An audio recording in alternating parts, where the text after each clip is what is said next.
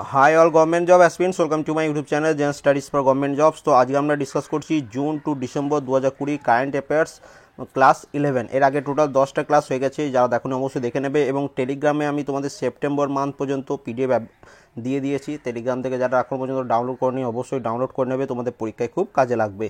এবার চলে আসছি প্রথম প্রশ্ন। দেখো আজকে কি বলেছে, IIFL wealth Hurun India rich list 2020-তে শীর্ষস্থানে কে রয়েছে? তো এটাতে 1 নম্বর স্থানে রয়েছে মুকেশ আম্বানি। সেকেন্ড কোশ্চেন দেখো, বেঙ্গল পিয়ারলেস হাউসিং এর নতুন ব্র্যান্ড অ্যাম্বাসেডার হলেন কে? তো দেখো এগুলো তোমাদের রেলের গ্রুপ ডি পরীক্ষায় এই ব্র্যান্ড অ্যাম্বাসেডার রিলেটেড প্রশ্ন আসে, ডাব্লিউবিপি পরীক্ষায় সাধারণত আসে না। তো যারা ডাব্লিউবিপি দেবে তারা এটাকে ইগনোর করবে, এবং যারা গ্রুপ ডি দেবে তোমাদের মুখস্থ করতে হবে। তো এটার অ্যান্সার হচ্ছে সৌরভ গাঙ্গুলি। পরবর্তী প্রশ্ন দেখো কি বলেছে, ইসরো কবে তাদের ভেনাস মিশন চালু করার কথা স্থির করেছে? তো ইসরো 2025 সালে তাদের ভেনাস মিশন চালু করার কথা স্থির করেছে। ড্রুলস এর নতুন ব্র্যান্ড অ্যাম্বাসেডার কে হলেন? তো মনে রাখবে ড্রুলস এর নতুন ব্র্যান্ড অ্যাম্বাসেডার হলেন করিনা কাপুর। পরবর্তী প্রশ্নে চলে আসি। দেখো বিশ্ব অহিংসা দিবস বা international day of non violence কবে পালিত হয়? এটা ইম্পর্টেন্ট ডেটসের জন্য মোস্ট ইম্পর্টেন্ট, তো এটা মনে রাখবে 2 অক্টোবর। সম্প্রতি মারা যাওয়া চিত্রশিল্পী কে সি শিবশঙ্কর এই বিষয়ের সৃষ্টি। তো কে সি শিবশঙ্কর যিনি রিসেন্টলি মারা গেছেন, তিনি কোনটির জন্য ফেমাস ছিলেন? তো বিক্রম ও বেতাল এই চরিত্রটির সৃষ্টি করেছিলেন কে সি শিবশঙ্কর। ফোর্বস এর সর্বোচ্চ পারিশ্রমিক প্রাপ্ত মানুষটি হাইয়েস্ট পেড অ্যাক্ট্রেস 2020 হয়েছেন কে? তো ফোর্বস যে একটা লিস্ট পাবলিশ করেছে সেখানে হাইয়েস্ট পেড অ্যাক্ট্রেস হয়েছেন সোফিয়া ভার্গারা। সোফিয়া ভার্গারা তিনি 2020 সালের ফোর্বসের হাইয়েস্ট পেড অ্যাক্ট্রেস হয়েছেন।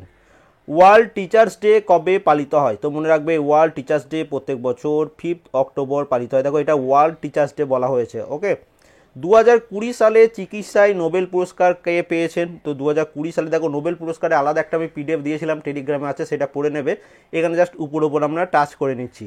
তো দেখো 2020 সালে তোমাদের মেডিসিন বা চিকিৎসাবিদ্যার উপর নোবেল পুরস্কার পেয়েছেন 3 জন, হারবেজে অল্টার, মাইকেল হিউটন এবং চার্লস এম রাইস। কী জন্য পেয়েছেন? For the discovery of hepatitis C virus. Hepatitis C virus আবিষ্কারের জন্য এনাদের 3 জনকে চিকিৎসা বিজ্ঞানে নোবেল পুরস্কার দেওয়া হয়েছে। এরপর দেখো UEFA men's player of the year award পেলেন কে? তো এই অ্যাওয়ার্ডটি পেয়েছেন রবার্ট লিউন্ডাউস্কি। আন্তর্জাতিক অনলাইন শুটিং চ্যাম্পিয়নশিপের 10 মিটার এয়ার রাইফেলের খেতাবটা কে জিতলেন? তো আন্তর্জাতিক online shooting championship 10 metre air rifle এই খেতাবটি জিতেছেন Vishnu Shivraj Pandian.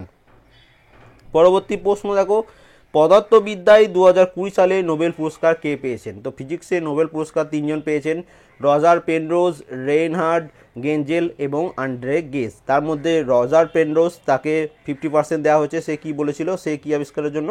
For the discovery of the black hole formation in a robust prediction in the general theory of রিলেটিভিটির জন্য। এবং আরেকটা দেখো রেইনহার্ড গেঞ্জেল এবং অ্যান্ড্রে গেজ এনাকে কি জন্য দিয়েছে? যে supermassive compact object at the centre of our Galaxy. আমাদের গ্যালাক্সির মাঝখানে একটা সুপারম্যাসিভ কম্প্যাক্ট অবজেক্ট রয়েছে। এটা আবিষ্কারের জন্য রেইনহার্ড গেঞ্জেল এবং অ্যান্ড্রে গেজ এনাদের জন্যকে নোবেল পুরস্কার দেওয়া হয়েছিল। পরবর্তী প্রশ্ন দেখো, 12তম ব্রিক্স মিটিংয়ের সভাপতিত্ব করেছেন কোন country?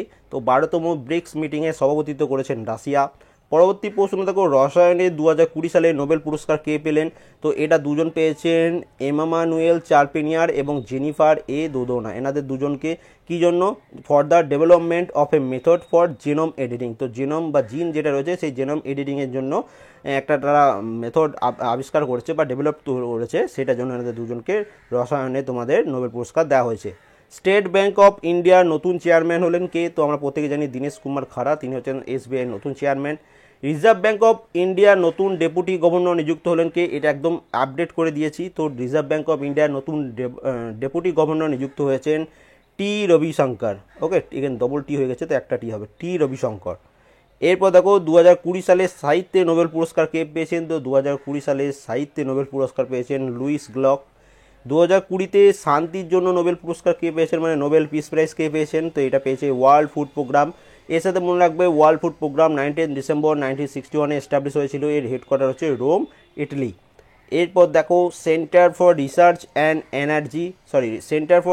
On energy and clean air অনুসারে সালফার ডাইঅক্সাইডের সর্বোচ্চ নির্গমনকারী দেশ হতে মানে কোন দেশ থেকে সব থেকে বেশি সালফার ডাইঅক্সাইড নির্গমন হয়, তো এটা হচ্ছে ভারত।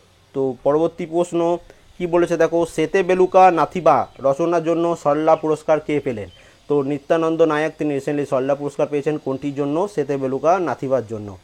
এরপর দেখো ফ্রেঞ্চ ওপেন ওমেন্স সিঙ্গেল 2020 খেতাব জিতেছেন কে? তো ফ্রেঞ্চ ওপেন ওমেন্স সিঙ্গেল এই খেতাবটি জিতেছেন ইগা সুইতেক। এবার দেখো অস্ট্রেলিয়ান ওপেন 2020-তে যেটা হয়েছিল সেটার ওমেন্স সিঙ্গেল জিতেছিল সোফিয়া কেনিন।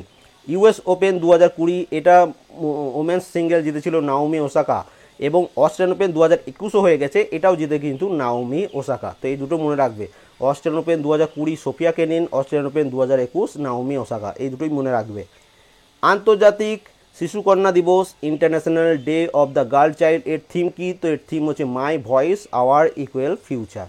তো এই ছিল আজকের ক্লাস। যদি ভিডিওটা ভালো লাগে প্রত্যেকে লাইক করে দাও, চ্যানেলে নতুন হয়ে থাকলে চ্যানেলটা সাবস্ক্রাইব করে নেবে, ভিডিওটা বন্ধুর সাথে অবশ্যই শেয়ার করে দেবে, এবং আমি মান্থলি ওয়াইজ পিডিএফ আমি টেলিগ্রামে পোস্ট করে দিয়েছি, তো join Telegram, video description link আছে, একদম ফ্রিতে তোমরা টেলিগ্রাম থেকে পিডিএফগুলো ডাউনলোড করে নাও এবং খুব ভালোভাবে প্রিপারেশন শুরু করে দাও। And thank you for watching.